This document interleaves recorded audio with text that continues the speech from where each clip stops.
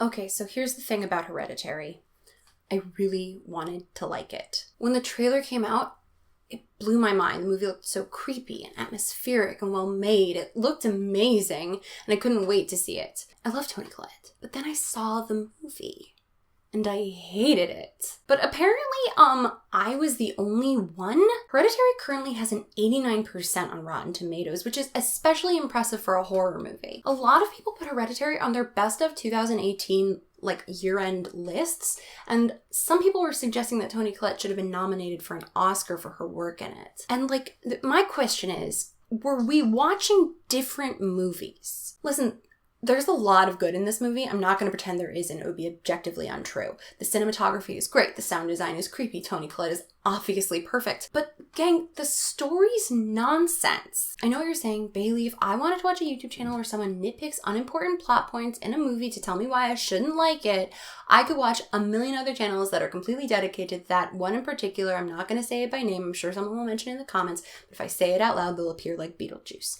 Anyway, this isn't that. Each element of a movie is absolutely essential to the movie in its own way, but in my opinion, and your mileage may vary with this, without a story that's coherent, it renders all that beautiful work meaningless. With that in mind, here are the 3 majorest things that I took issue with. Spoilers, obviously.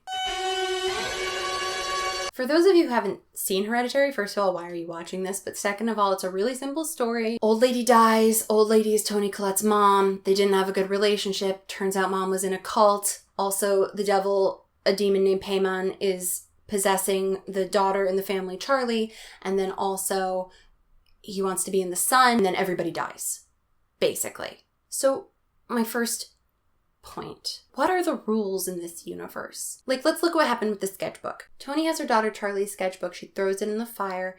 Her sleeve catches on fire. So she hastily pulls it out oh no, she's connected to the sketchbook in some way. Then later, she throws the sketchbook in the fire again, but this time the dad, played by Gabriel Byrne, lights up like the Human Torch. What changed between the Toni Byrne and the Gabriel Byrne? Is my question. As far as the movie that we were presented is concerned, nothing. And he dies that way. That's how he dies in the movie. But why? Shortly thereafter, Toni, with no precedent establishing that this was possible, crawls across the ceiling like Spider-Man. My theory about the movie is this. I think that it was originally a much longer script. I think a lot of cuts were made to fit it in at a tight 127 minutes. Unfortunately, as a result, we're seeing a lot of things that look like scare punchlines without the necessitated scare setups. It makes it hard to maintain that suspension of disbelief that a movie requires to be entertaining. Because instead of being in the fiction of the movie and being invested in the story, I'm left thinking, wait, Toni Collette can levitate? Side note about the husband, was he even a character? I think this goes back to the script cuts that definitely happened because none of his actions really make sense. There's the part where they have what Toni thinks is a seance, but is actually a way to bring the demon into her home. The husband's there for that, as is the son. And during the seance, the table starts moving. Objectively supernatural stuff starts happening. A couple scenes later, Gabriel Byrne is Toni Collette, my wife, I think you are crazy and you should go to a facility because I think you're making this all up. It's all in your head and you desecrated your mother's grave, which would be fine because she seems like she's crazy and all of that. But he was there. He was there when the table started shaking. So it just doesn't make sense. His actions, his thoughts, his motivations don't make sense. And I think he was really done dirty by whatever this script was cutting out. Okay, the second thing I had a problem with was the stupid nuts. Let's talk about the nuts. The nuts are dumb and bad. For context, in the movie, Peter wants to be a capital R rebellious teen and go to a cool teen house party and, impress his crush or whatever. He tells his mom he's going to a barbecue at the school. Toni tells Peter to take his sister, who has a nut allergy.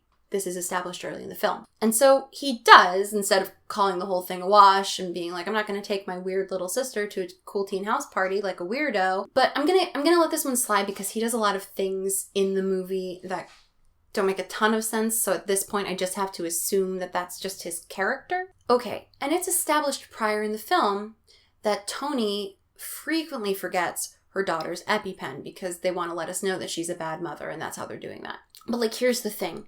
That particular little tidbit is established at the funeral. Charlie is eating an enormous chocolate bar, and her mom asks her if there are nuts in it to establish this, that she forgets the EpiPen.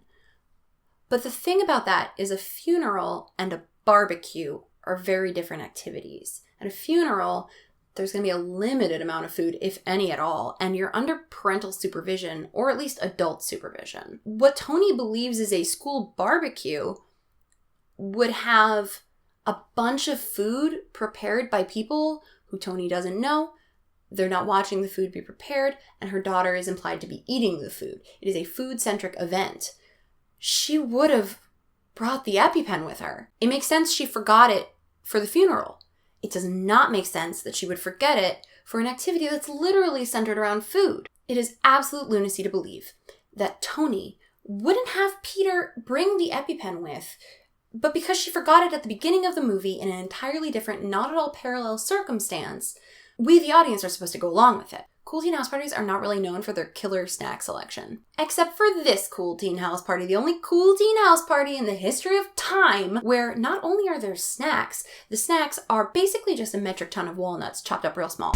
And also a freshly baked cake, which may have the walnuts in it or was just cut with the same knife that the walnuts were cut in, but either way the walnuts are involved because when Charlie has a piece of the cake, she goes into anaphylactic shock. Either way, it results in Charlie needing to be rushed in the hospital, which ends up being the thing that causes that wild first act twist that nobody could shut up about when the movie first came out. And in order to talk about the twist, we need to talk about the cult. Speaking of things grounded in our own reality, for a cult with seemingly supernatural coincidence powers, they sure do seem to want only the earthliest of things, cold hard cash.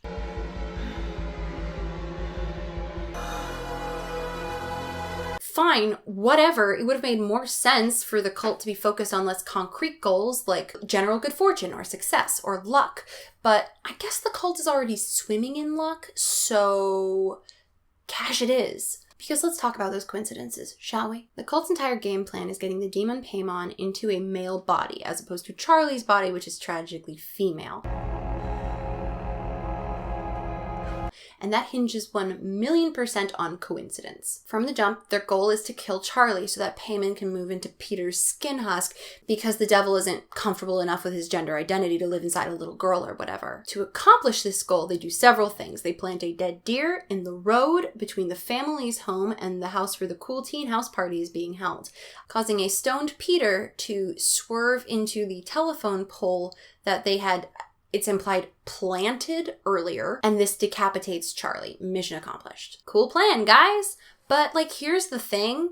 How did they know Peter was going to get stoned at the party? How did they know there would be nuts at the party? How did they know that Charlie was going to eat the nuts at the party, resulting in anaphylactic shock? How did they know Peter would be driving frantically enough that he wouldn't be able to react properly to a deer in the road? How did they know he would swerve right instead of left? How did they know Charlie was going to stick her head out the window to nonsensically get some air, resulting in her cartoonishly gruesome decapitation? That's a lot of elements that they could not possibly control. Then there are more. To get the demon into Peter's body, they needed to convince Toni Collette to do the ritual, which they'd masked as a seance. And the idea for that is introduced to her by Ann Dowd's character, Joan, who is a member of the cult. Later in the movie, Toni is flipping through her mother's possessions, finding a photo album that she had ignored earlier in the film. She opens the photo album, and literally, like, the second page is just loving portraits of Ann Dowd.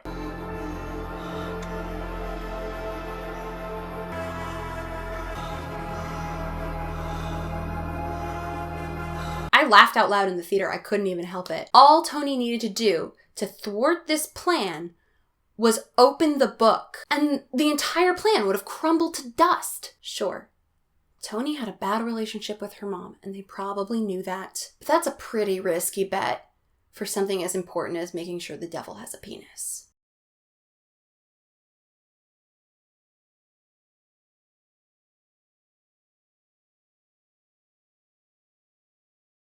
Also, Ann Dowd does not get the respect she deserves. Ann Dowd is a genius. If Ann Dowd told me to join her cult, I would do it in a heartbeat. She wouldn't even have to convince me.